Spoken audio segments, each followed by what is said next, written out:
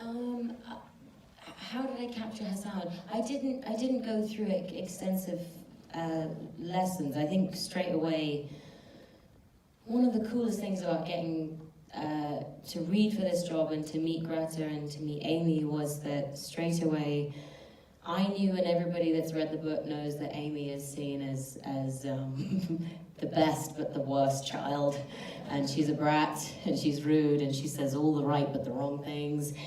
And the most amazing thing about doing this job was straight away Greta said, I don't feel like Amy had the moment to express herself as to why she felt the way that she did.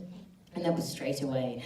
So everything about Amy came from the scenes that I was allowed to read early on to do the audition tapes. I had an idea of who she was in my head, and I had a way of standing, and I had a way of speaking, and I sent those tapes in, and I'm happy to say that the tapes that I sent in were pretty similar in terms of like who I was in that moment to what we did as Amy on the day. And I think that's just one of those magical moments where you see a character the same way that the directors and the creators see the character, and that doesn't always happen. And I think I was very lucky in finding myself a team that totally supported what I and what they were all thinking.